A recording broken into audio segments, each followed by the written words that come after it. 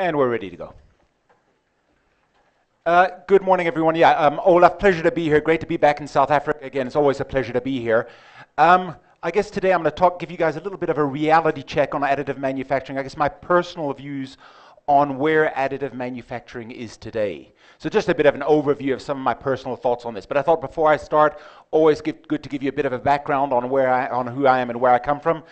This is a story of my life. Born in New Zealand, but I've lived just about everywhere, including a 5-year stint in Durban, where I did my studies. And just to show some embarrassing pictures, a picture of me growing up. We're sort of the original Sound of Music family, the Von Trapp family.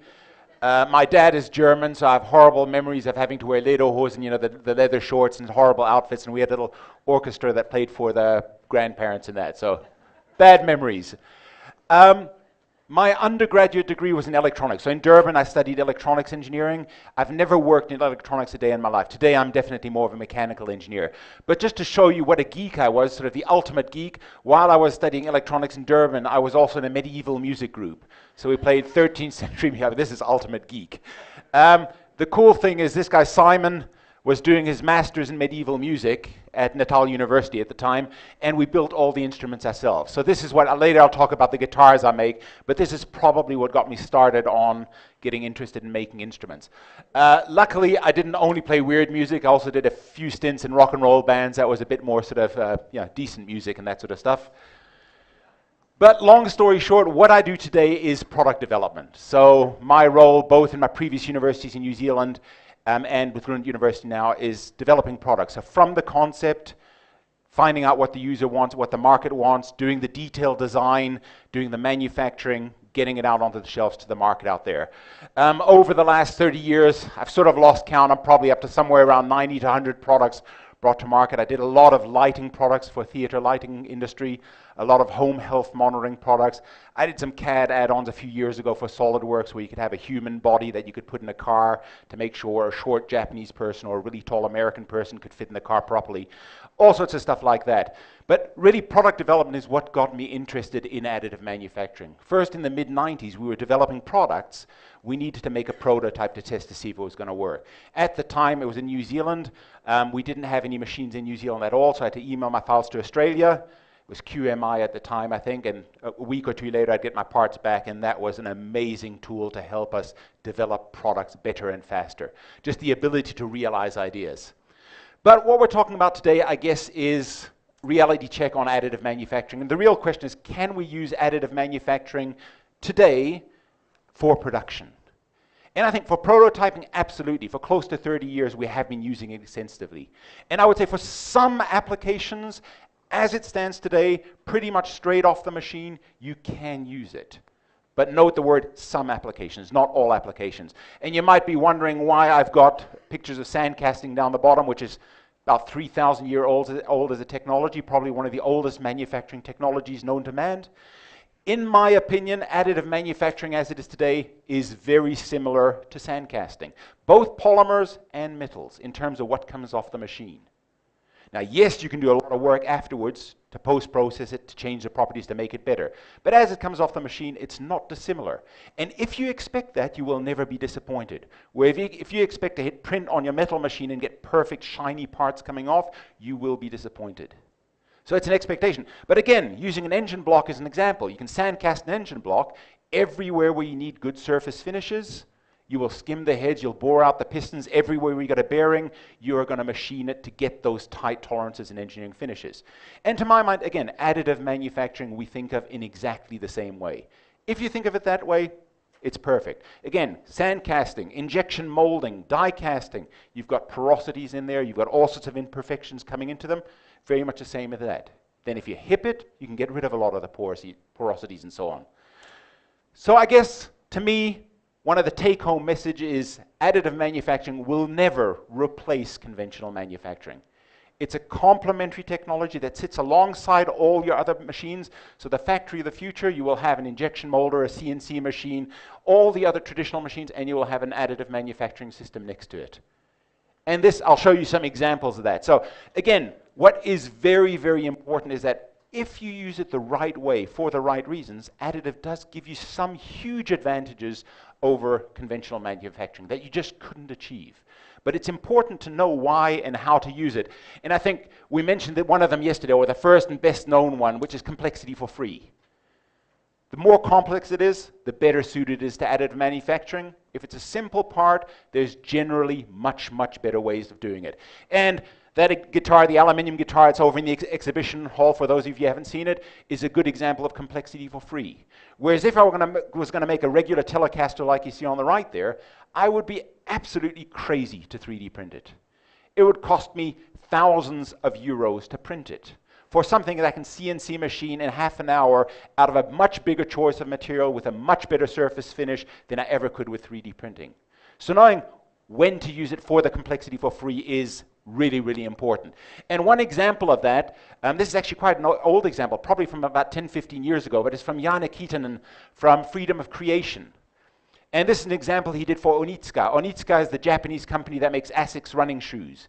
And this serves no useful purpose. It was a marketing campaign called the Electric Tigerland campaign, where Onitsuka asked Janne to design a city in a shoe, a Japanese city in a shoe. And look at the part, look at the complexity of that, look at the close-ups. Try to imagine how long it would take you to make that by hand or using any other technology. And what's nice about this one's actually a really old example. This has been around for 10, 15 years. But it really demonstrates that complexity for free very nicely. The other reason I like this example, it sort of shows some of the new business models that get developed by additive manufacturing. So this was done as a marketing campaign, and it went viral. So on YouTube, there's videos of the camera flying around the shoe, zooming in, and people thought this is really cool, very popular. So Janne started then making a range of little keychains and memory sticks based on the shoes. You could buy little silver running shoe keychains and then memory stick, and it kept getting bigger and bigger until Onitsuka started doing a range of shoes based on a marketing campaign. And to me, it's interesting because it's one of the few products I know where the marketing campaign has generated the product rather than the other way around. So the way it gets people to think differently about what they're doing is one of the things that, to my mind, fascinates me about additive manufacturing. So on the aesthetic side, artists, jewelers, engineers, designers are taking advantage of additive manufacturing today. Probably on the engineering side, it gets a little bit more interesting, and I think Terry and a few others mentioned topology optimization yesterday. So using mathematics to remove all the material that's not doing anything useful. And if we look at this desk here, there's probably 60% of the material here that's doing, from an engineering point of view, doing nothing useful. So why not remove it? This is an example. This is a little titanium bottle opener that I keep on my keychain, probably the accessory every South African should have. Printed in titanium. Just to give you some numbers on this particular one, if you were going to make it the traditional way, you'd start with a block of, if it was aluminium, would weigh around 10 grams. You'd bolt it onto your CNC machine. You'd machine away a good chunk of it, about 60% of it, and your final product would weigh around 4 grams. You might be able to shave off a little bit more from the inside if you were going to use very small cutters. Compare it, less than a gram for the topology optimized one. Now think of the weight savings. Now this is an extreme case. Typically you will not get 90% weight savings. But 30, 40, 50, 60% weight savings are relatively easy to achieve. And the software is improving a lot. Some of the new software like Solid Thinking make it relatively easy. It's like topology optimization for dummies. And it allows you to put in your design space, put in your constraints, and it'll mathematically start to remove all the material from there. You're not quite finished there, because that'll generate you a rough model, then you've got to reproduce it in CAD and combine different cases.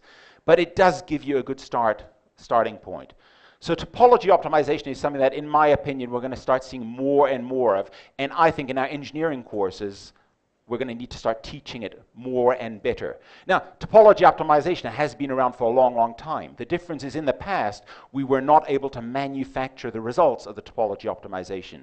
Whereas suddenly with additive manufacturing, we can make these impossible shapes. That's where the big advantage is. So I'll give you another little real-world example of complexity for free that we did just in December last year. This is a product we did for Tetra Pak. It's a really boring part. So Tetra Pak make machines that do packaging. This is an induction sealer.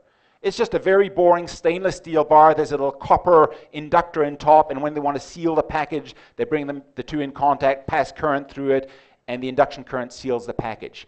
As it is now, it's a stainless steel bar. This is a section view of it here.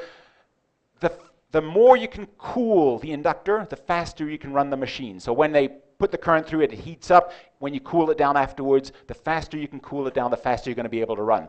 With the current technology, the cooling channel, they drill a hole, they drill a hole, they drill a hole, plug this end, and they can send water through there to cool it down. That means in this area, this is where the milk cartons, a lot of them have a little plastic screw-on cap. That's where that fits. There's no cooling in that area. So there's a big problem there. So we looked at it from an additive manufacturing point of view, say, can we improve the way this product works?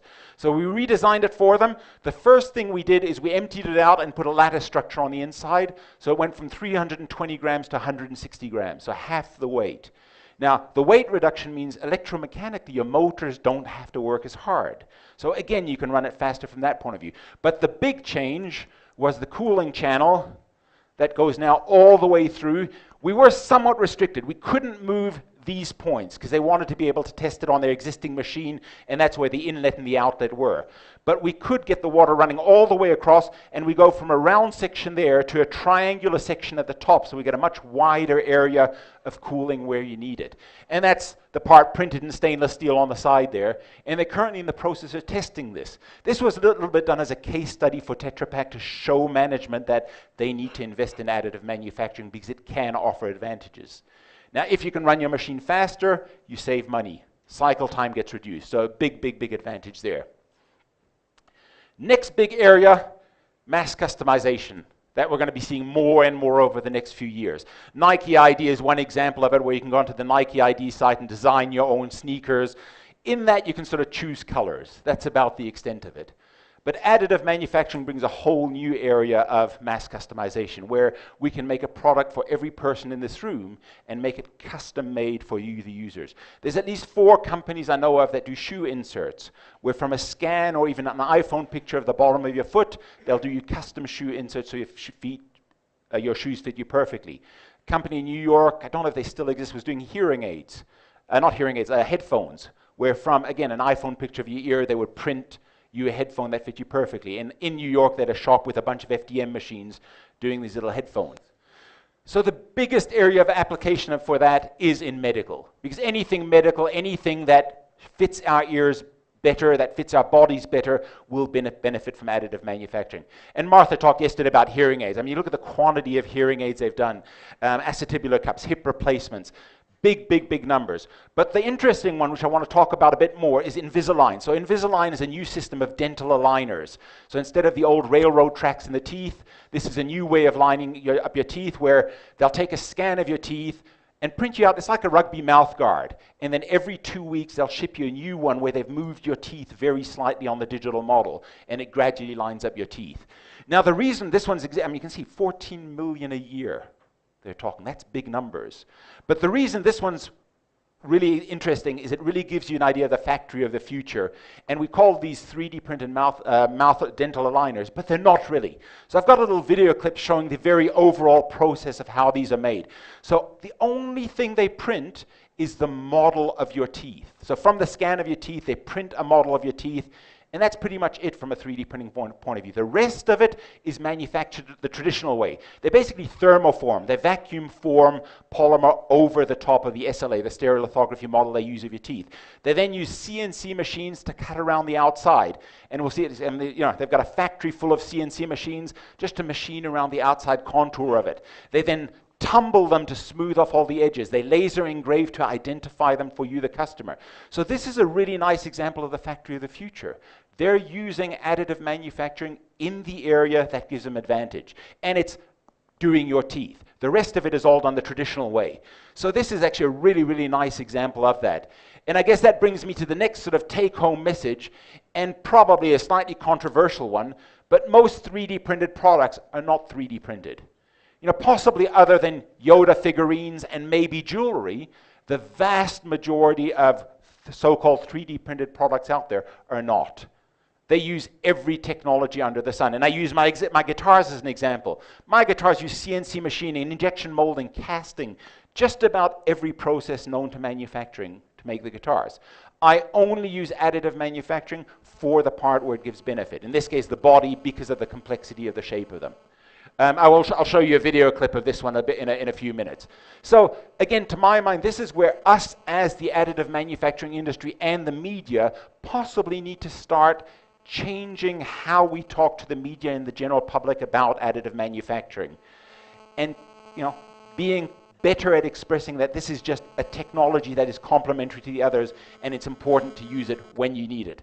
So one more example of mass customization.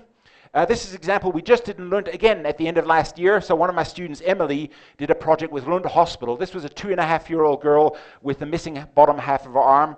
So with a $300 scanner, an iPad scanner, so it's the iSense, literally a $300 scanner, we scanned the residual limb and created her a prosthetic that fits her perfectly.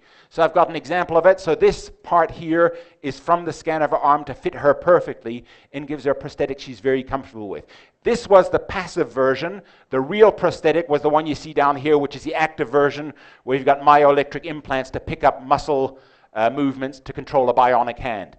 But the reason we knew it was comfortable is this is a 2.5-year-old girl. Now you imagine if you put an uncomfortable prosthetic on a 2.5-year-old girl, she's just going to rip it straight off. Where she was wearing it quite happily, playing around for hours, crawling around. So really nice example. And what's important here is the scan took seconds, certainly less than a minute to do the scan. The computer manipulation of the data, which was done in MeshMixer in this case, it's a free software, probably an hour or two of manipulating the data in CAD, and then print overnight. The next morning the prosthetic is done. Now she's 2.5. I have no idea how quickly kids grow, but I'm guessing 3 months, 6 months, she's going to need a new one. So imagine doing it the old-fashioned way with plaster molds and artisans and craftsmen doing it where it takes several days to weeks to make each prosthetic. And the cost saving. So in fact, Emily's job was not to do the prosthetic. It was to do the step-by-step recipe that these old craftsmen, who often are not computer literate, could follow a step-by-step methodology to be able to use the scanner and the software to be able to do it. So they're trying to change the system at Lund Hospital. And since then, they've spun out a little side company doing custom prosthetics in Sweden. So it's a nice example of that mass customization. And of course, more on the fun side of printing people, lots of examples of that. This one is when we have an open day every year called Culture Night, and we had 140 people come through the stand, so we scanned them all and then sent them all little mini-me's of themselves. So again, nice example of what you can do with 3D printing and some of these new scanning technologies. And I have to emphasize, these cheap, low-cost scanning technologies from an engineering point of view are useless. But for this sort of work, they're absolutely fantastic, where you don't need that micron precision. There was Disney Tech Me a few years ago where you could go to your kids with Disneyland and scan their face and print a Cinderella doll with your own children's face on it, for example. So, complexity for free, mass customization, probably the other big example, advantage, part consolidation. This is actually part of complexity for free, really. But in the past, because of traditional manufacturing technologies, if you had a complex product, you had to make many, many simple parts, bolt them together, glue them together, whatever it was you were going to do. With additive manufacturing, because complexity is no longer an issue, you can now consolidate all these simple parts into one much more complex part. Part reduction is a big value in terms of running a business. So 2 examples of that. The first one is a fairly known one. I actually got this one from Terry about a year ago. This was NASA, who did a rocket engine where they consolidated 115 parts down to 2 parts. Now those 2 parts look very simple on the outside. On the inside, they're incredibly complex. You've got pipes, baffle, tubes running through there. But imagine going from 115 to 2 parts. Think of the assembly labor. Think of the storage of parts in your warehouse, in your factory. I mean, that is big advantage. So the other example is one I was actually involved with in New Zealand. It's a little pitot tube. So a pitot tube is a little tube that sits underneath UAVs or drones. It's got 2 little compartments in there, and by looking at pressure differentials, you can measure airspeed. So the New Zealand Navy runs the drones in New Zealand, and the way they've been making them for the past many years is 32 components brazed together.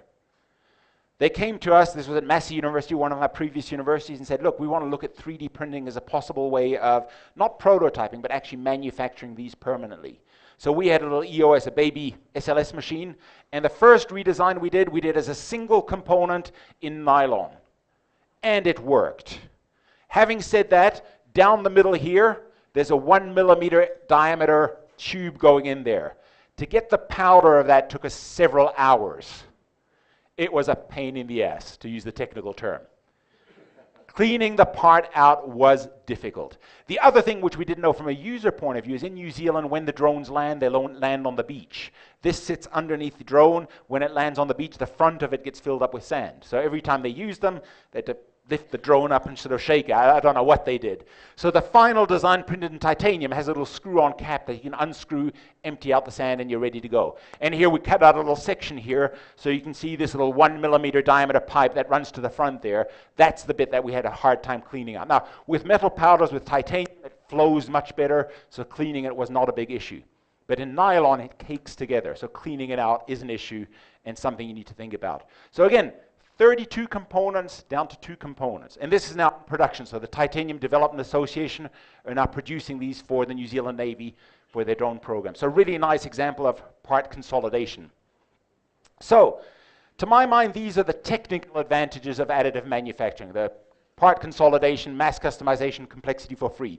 Now we just move for a few slides onto the softer side of additive manufacturing. So the first one, and this is one of the big ones, is being able to do tool-free production. A lot of people have got ideas for products that get killed at their inception because of the money required to tool up to go into production. Whether it's injection molding tools, sheet metal forming tools, that costs tens of thousands of dollars to go there. So that often kills the idea. So with additive manufacturing, you can do a small production run of something without any capital outlay. So the first example of that is that one we've just done about 3 months ago for Max 4. So in Lund in Sweden, they're building 2 mega science facilities. There's ESS, which is a neutron beam, something or other, and Max 4, which is a cyclotron. So it's like the one in CERN. So these are viewport illuminators. So they've got these big chambers in there, and they needed little covers for them with LEDs around them to light up to see inside of them. And again, they came to us and they said, look, can you print us one of these? They came, they had the CAD all ready, and we said, no problem, we printed one of them. They tried it out, it worked perfectly. So they then came to us and we did a production run of either 12 or 16, I can't quite remember. But that is all they're ever gonna make. They're never gonna make these again. So imagine tooling up for this. Imagine even just setting up a CNC machine to do the cutting, and then you're gonna flip them over to do the other side. So this is a good example of where additive manufacturing does give you that advantage of not having to tool up, to spend a long time on setup time. We had a baby machine, we had to do 2 builds. I think we did 8 of them in each build. We sort of nested them together. So essentially it was 2 12-hour, we tend to run our machine overnight, so 2 nights of building, and they had all the 16 parts. So essentially call it a 36, 48-hour turnaround time to get their production run done. So another little example of this is one, a slightly strange one. Atlas Copco, one of the big mining companies, they're located up in the north of Sweden. They're wanting to get into additive manufacturing. They don't know why. They don't know what they're going to use it for, but they know it's an upcoming technology, and they're starting to investigate to say, should we be investing in this now? What should we be investing in? So the lady who's in charge of their innovation program and in trying to get management to see the light about additive manufacturing, she called me up on a Friday, and she said, look, I've got a meeting with management next Friday. Can you print me a drone? And I said, don't be stupid. Impossible. But we gave it a go. So she called me up on the Friday. I went to the hobby shop on the Friday, bought an off-the-shelf drone, ripped all the electronics out of it. No way we were going to be able to design new electronics for it, so we ripped out the electronics. I spent the weekend designing the body for the drone, printed it out on the Monday, took it out of the machine on the Tuesday, assembled it on the Tuesday, shipped it to her on the Wednesday. The Thursday, she received the drone ready for the management meeting. So it's a little flying drone, very, very nice example of what you can do very quickly with additive manufacturing. Now imagine trying to make a drone with conventional manufacturing, how long it would take you to make each component individually. Whereas with additive manufacturing, very quick, very easy way of making a drone. Now, it's ongoing. She's still fighting, she's still trying to get Atlas Copco management to understand what additive manufacturing could do for them. So now we've got several projects looking at using topology optimization to replace metal parts with topology optimized polymer parts, for example. So we're doing a few more projects to try to convince management of that. Another really nice little example, this is Jenna, one of my students in New Zealand. She does mountain biking for Red Bull, so she goes around the world doing crazy things on mountain bikes.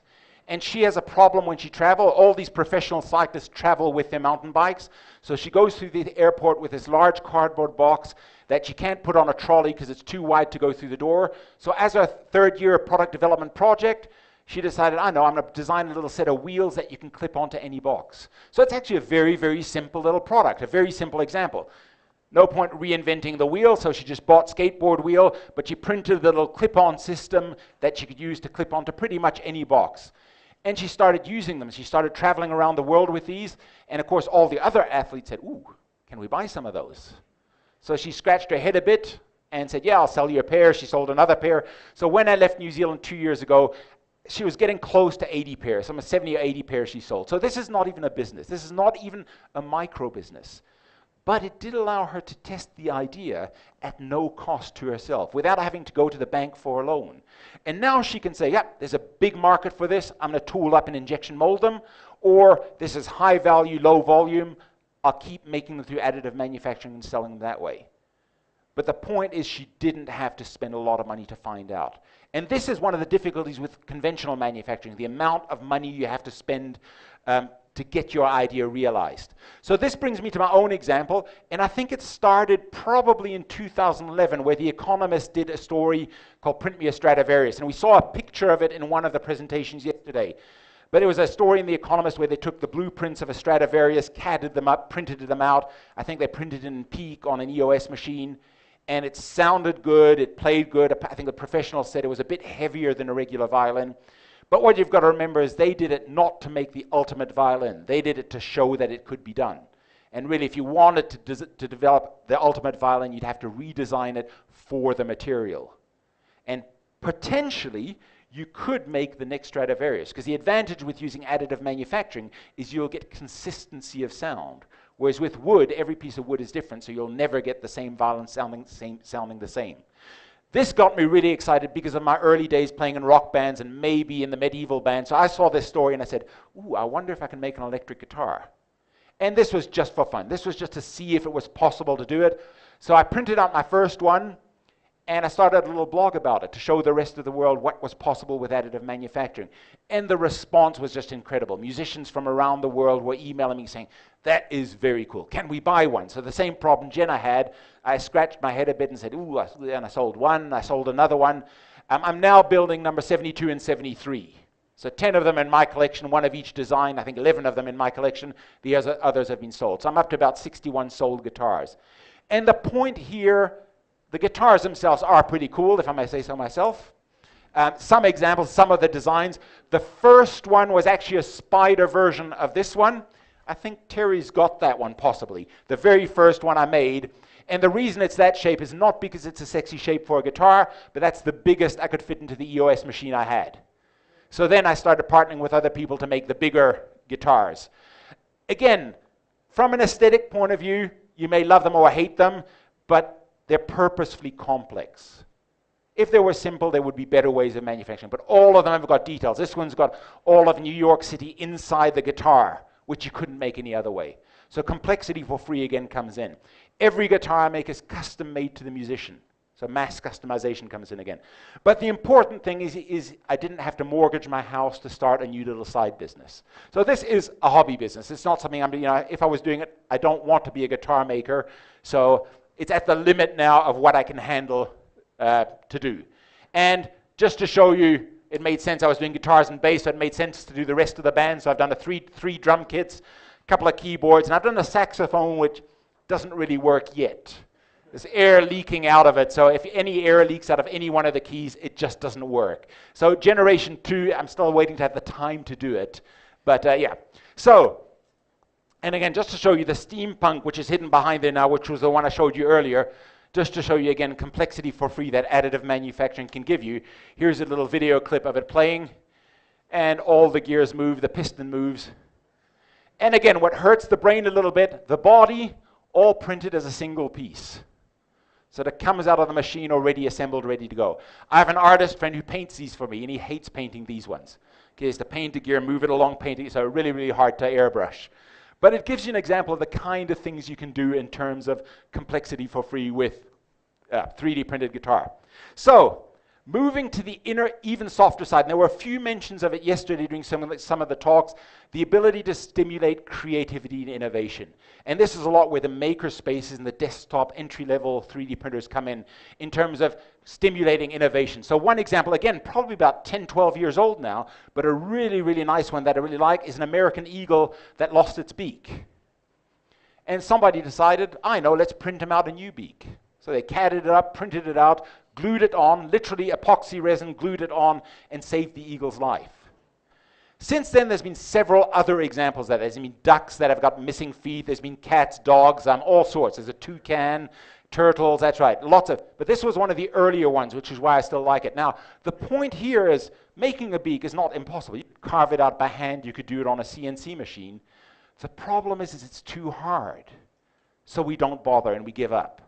And to me, this is one of the biggest advantages of additive manufacturing is it removes the constraint, the barrier that conventional manufacturing puts in the way of you realizing your ideas. So this is one example. The next example is actually one, I'm going to say some bad things about Apple. This is about my iPad. So iPad, this is my new iPad. My old iPad was a slightly smaller one. Design flaw on the iPad is the speakers for the iPad are on the back of the iPad. So you get pretty bad sound quality. All the bass is omnidirectional, that's good, but treble is directional, goes straight out the back. So simple test, next time you've got your iPad, just cup your hand over the speaker and suddenly you get crystal clear sound because now all the treble bounces back toward the front. Probably a bigger problem is I'm lying in bed watching my favorite TV shows and all the sound is going straight towards my wife. Slightly bigger. So I spent a few days with a post-it note there with a fold on it, but it kept falling off, didn't really work. So this was, I think, July last year. I did a little 3D printed speaker that you could clip onto your iPad. This was the old one. Of course, my new one, because now this has got 4 speakers, I've now had to go a little bit bigger and bolder, and I've got little clip-on speakers that just clip on. And it protects my iPad, which I drop fairly regularly, so it gives me protection. So now I've got 4 speakers, quadraphonic sound. The point here, this is what I like about 3D printing, is you find a problem, you try, you test, you iterate, you come up with a solution for it.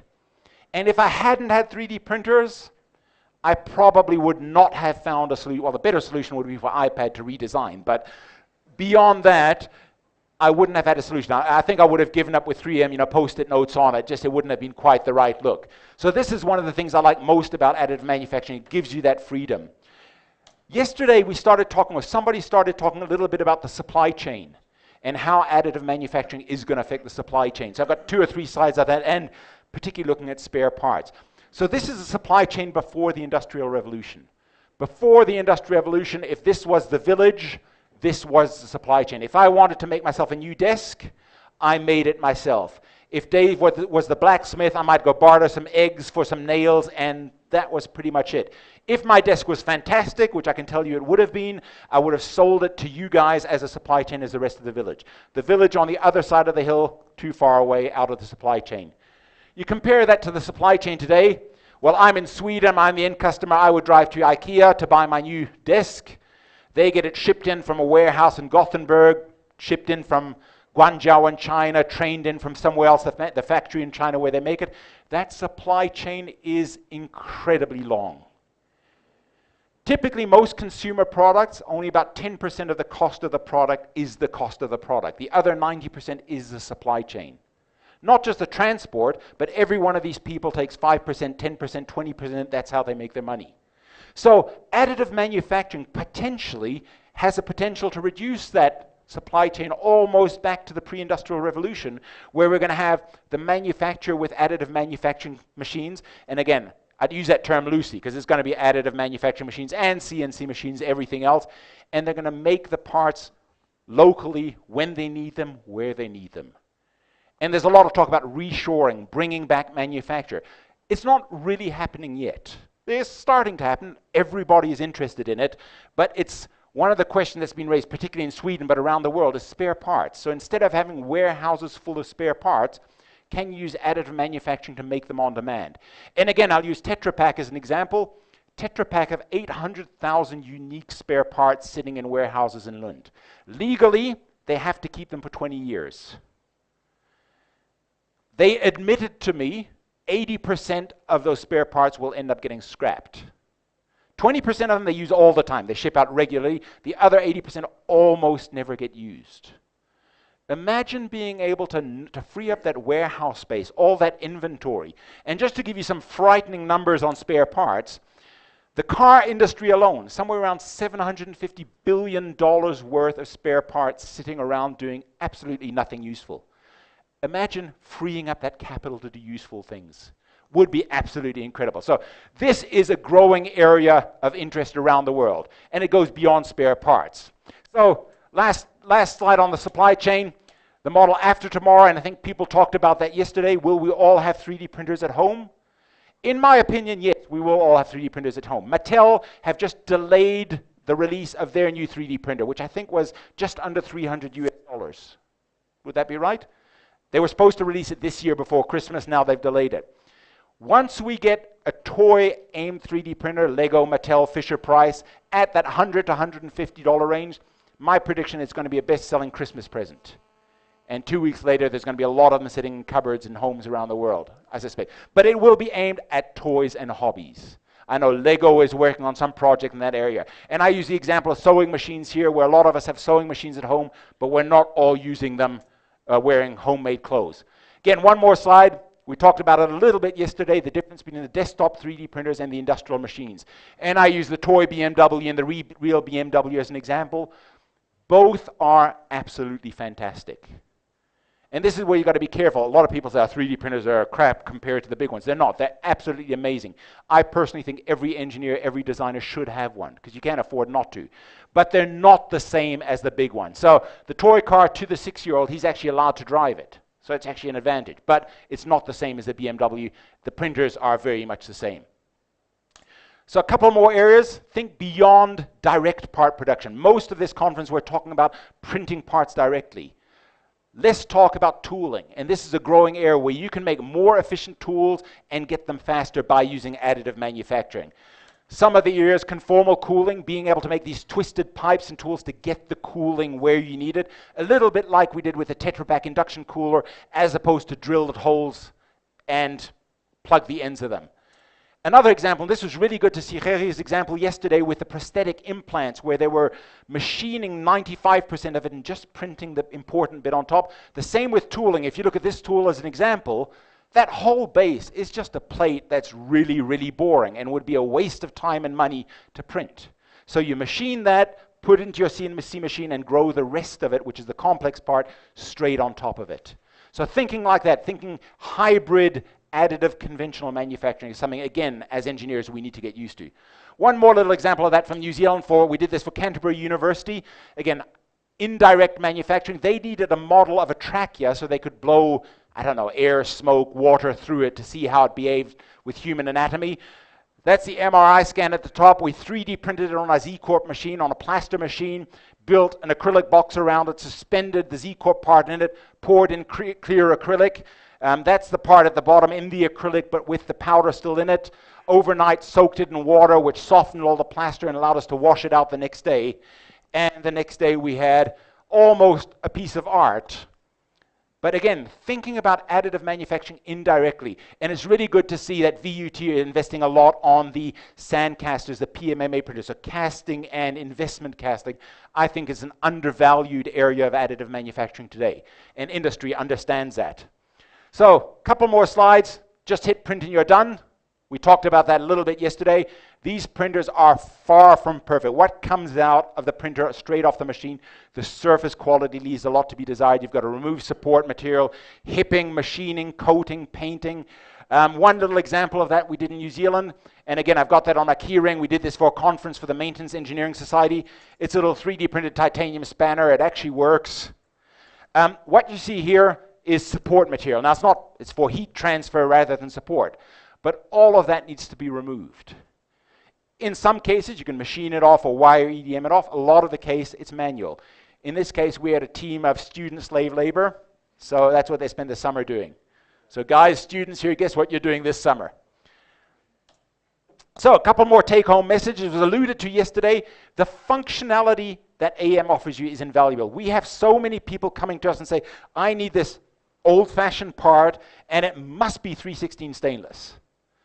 Instead of coming to us and saying, this is the function we want the part to achieve, what's the best way of doing it, what's the best material? 99% of design today is historical, where we've always made in 316, we understand 316, so it must be done in 316, rather than doing it for the functionality. Volvo told me there's about 40 different polymers used in a standard car. Most of those, again, for historical value. You could probably reduce it down to 3 or 4 by changing the way you design things. Pick the low-hanging fruit, another important take-home message. 90% of cars are parts are not extreme high-performance parts. So why not do the easy parts first? Yeah, do the research on the high-performance parts, see if they can perform, but do the easy ones first. So a couple of trends. Machines are coming down, definitely. We talked yesterday about the $30,000 SLM laser melting metal machine from Fraunhofer, the Sintratec plastic machine, laser sintering. CAD is improving, has a long way to go. Material, I think, is still a big issue. So the question is, what's missing? We definitely need more materials. We need better surface finishes. Right now, we're probably in this area of surface finish. And even that is probably being generous in some cases. We probably need to be closer to the other end. We need better design tools. Siemens NX is now integrating topology optimization into the next version of NX. I guarantee SolidWorks, Creo, the others will start doing the same. And to finish off, better education programs across the world. We need much better education programs. So what we need, why and when to use it, how materials are made, I think, is important. If you understand how the materials used, both polymer and metal, are made, you'll understand it better. Hands-on operation. I don't believe you can teach somebody to drive a car in theory. They've got to sit in the car and actually drive it. Same with additive manufacturing. You need to run a machine. Now, whether it's a desktop printer or a higher-end one, post-processing, again, it's a dirty little secret that nobody talks about. Design for additive manufacturing guidelines. What hole size can you get away with? On what angle? On what build orientation? And so on. So I'll leave you with that, and thank you very much for your time, and pleasure to be here again. Thank you very much.